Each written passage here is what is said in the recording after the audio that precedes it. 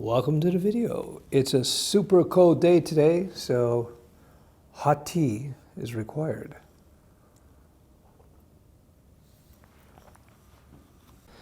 So I'm going to answer a couple of questions that were put to me on the YouTubes. And so, hey Stef, how would you answer to someone who says, with freelancing, now you have all these bosses, your clients. So when you're freelancing, are you trading up one boss for many? I'll get to that in about 2 seconds. One of the main reasons you want to become a freelancer is personal freedom. Nobody can tell you when to show up, when to work, what jobs you're going to do. That's fantastic. Freedom is huge, right? Because everybody works, well, at least the old generation, they would work their entire lives so they could retire and then do what they want. But if you're a freelancer, you can do that right away. I think that alone is a reason to become a freelancer. But guess what? There are other reasons to become a freelancer. Sorry, the lens is a little dirty. I'm just going to wipe off this. All right, good. You need your video recording tools, right? Anyway, yeah. What's the other reason to become a freelancer? You can make a lot of money if you structure your freelance business properly. So let's get back to the question as to whether or not you are trading one boss if you work for somebody versus many bosses if you're a freelancer. That is only the case if you make a big mistake with your freelancing career. And that big mistake is to have just a few clients, or heaven forbid, just one or two big clients. Because if you only have one or two big clients, they will know that they are your only client.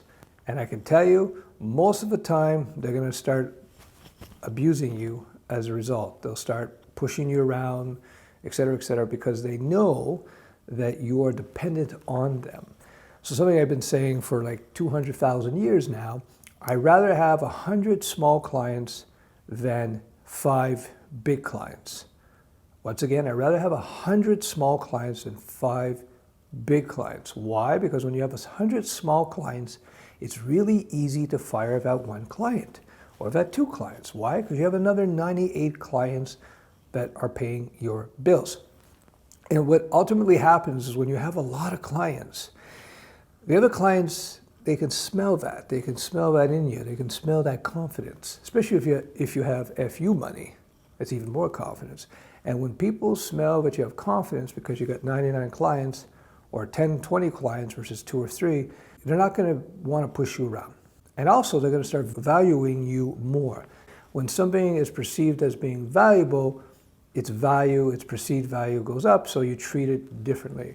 So if you are a developer, a web developer, a WordPress developer, whatever type of freelancer, in fact, and you have a stable of clients, they'll see it, they'll feel it, and they will not even try, at least most of them, they won't try to push you around. And if they do, you just give them the old boot because you got a whole bunch of other ones.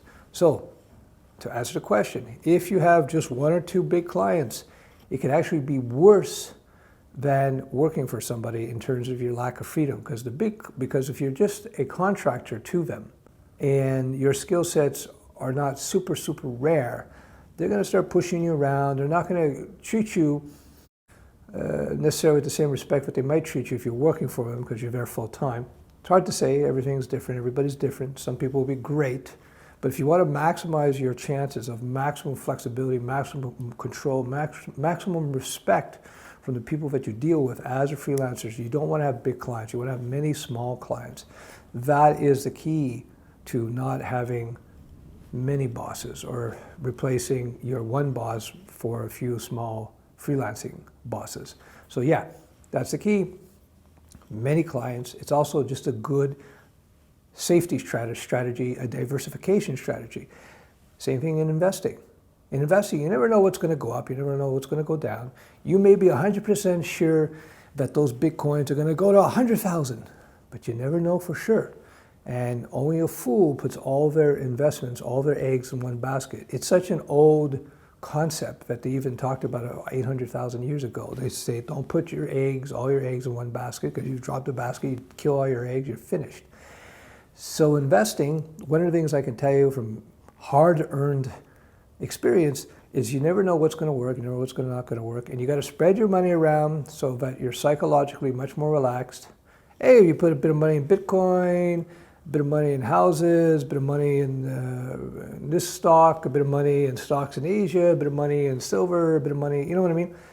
If you spread your investments around, yeah, you won't get that maximum hit that if you put all your money into Bitcoin and went to the roof, or you put all your money into Apple 10 years ago and it jumped up 20, 30 times. Of course, yeah. But also, if Nortel, which was a huge, powerful company up in Canada 10, 15 years ago, if you had all your money there, like people I know, and it went to zero and you lost everything, you're in a bad shape. So you want to spread your money around and you want to spread your risk. And same thing with your clients. You want to have many small clients so you can roll them, meaning, you know, when you're getting into the projects, anybody will tell you as a freelancer, you start off with a client and they'll bring you the basic specs and you work it out and you bring the first draft and they'll get back to you, and then you bring the second draft and it takes them 3 months before they give you a response. And finally they give you a response and you bring them the last draft, the second draft rather, and then it takes 6 months before it finally ends because they're busy, they're doing this, they're doing that, they're doing the other thing, and you're not getting paid meanwhile. So if you have many contracts from many different clients, you have a lot of freedom. You roll them, meaning if client A is taking their sweet time, which happens often enough, you can just move on to client B, C, D, and E. So the key is to have a stable of clients and to just be able to work off of them. And this way you won't be their, I won't say the word I was going to say, but you won't be under their control, you won't be under their thumb. You have a lot of flexibility, you have the diversification in terms of income streams, you have the diversification in terms of the distribution of work, and you're going to feel so much more comfortable because you know that you got 10, 20 clients that you can depend on, or 30 clients or so, if that makes any sense.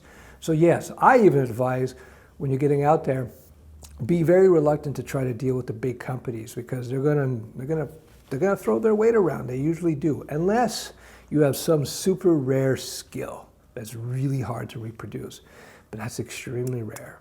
So that's my advice on that.